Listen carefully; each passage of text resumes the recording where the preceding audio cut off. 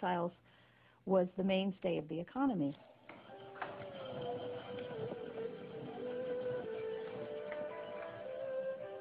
While Europeans settled for coarse woolen and linen garments, Muslims wore brocaded fabrics of organdy, damask and taffeta, words that came into the English language from Arabic and Persian.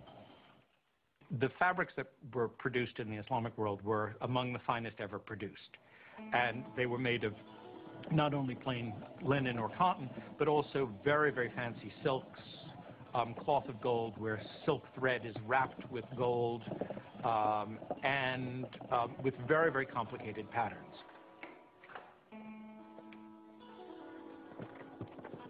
These complex patterns were coveted by wealthy Europeans and the church as well.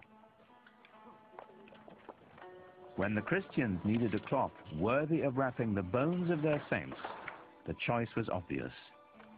They looked to a Muslim loom. But sometimes the fabrics were trimmed with decorative Arabic text from the Holy Quran. And so the words of the Prophet sometimes appeared in shocking proximity to Christendom's holiest icons. It is not unusual to find in Italian Renaissance paintings, for example, to find paintings of the Virgin wearing a robe of very fancy patterned cloth and precious silks embroidered with gold or woven with gold designs. Sometimes they would say things with an Arabic inscription on it, which says, "There is no God but God, Muhammad is his prophet," in Arabic.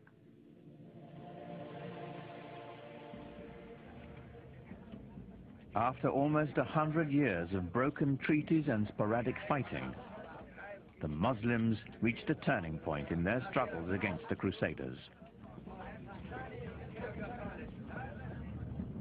It came in the person of one of Islam's most celebrated figures. His name was Salah ud-Din, but the West would remember him and come to revere him as Saladin.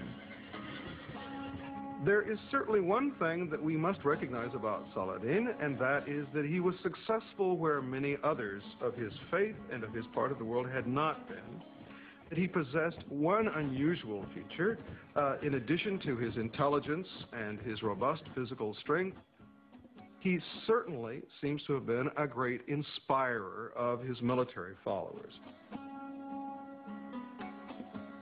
In 1187, Saladin amassed an army of 12,000 mounted warriors and lured the Crusaders out of Jerusalem onto a plain between two hills called the Horns of Hattin.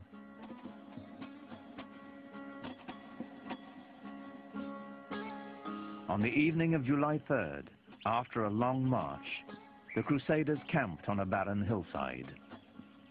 There was nothing but a waterless terrain. And we're talking about July, we're talking about the Middle East, we're talking about incredible heat and no water. As dawn approached, Saladin's men set fire to the tall grass, and a strong wind carried the flames into the Christian encampment. And very soon they found themselves surrounded, as in the Muslim tactic, by their enemy. And panic set in.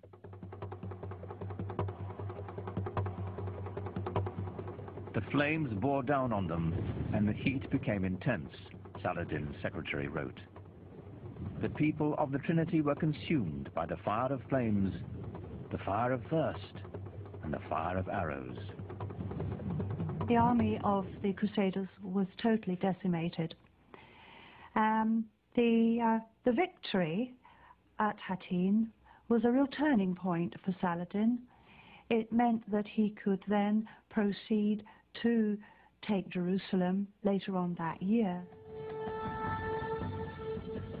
3 months later, Saladin entered Jerusalem. For the first time in almost a century, the call to prayer floated over the holy city once again. Allahu Akbar. Ashhadu an la ilaha illallah. أشهد أن لا And yet, remarkably, Saladin levels no retaliation against Christians or their holy places. In the Church of the Holy Sepulchre, Mass was celebrated as usual.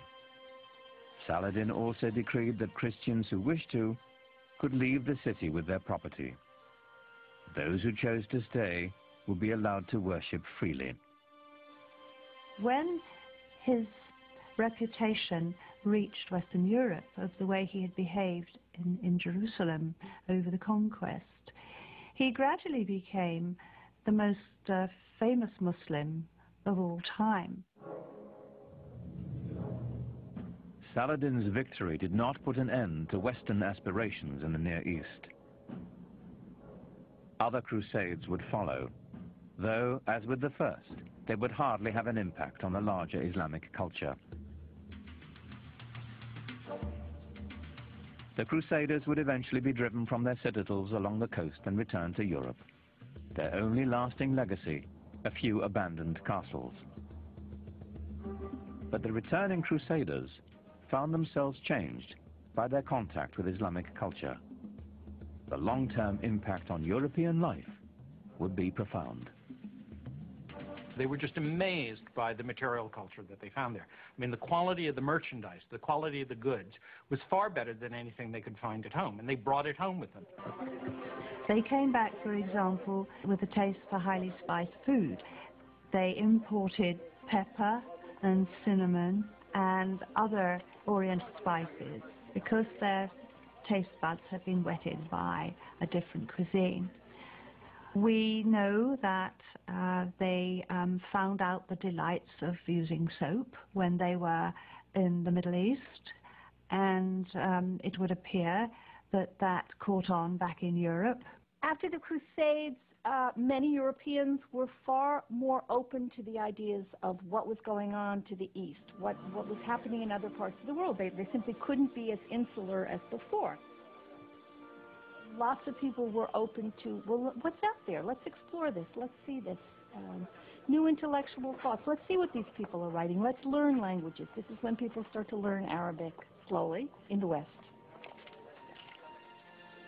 As the barrier of language dissolved, ideas born in the great Muslim cities began to filter into Europe, ideas that would forever change Western thought.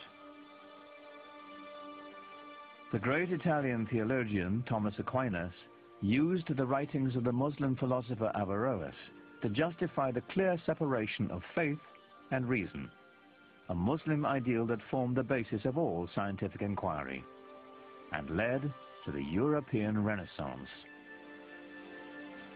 Averroes himself appears in Raphael's classic Renaissance painting of great Western thinkers. Here, alongside Plato and Aristotle, stands a vivid reminder of the debt the world owes Islam. The scope of Islamic civilization has now reached levels which certainly were not accomplished by any other civilization, known civilization of the world. It actually unified parts of our globe in ways that had not been witnessed before. But this golden age of Islam was not to last.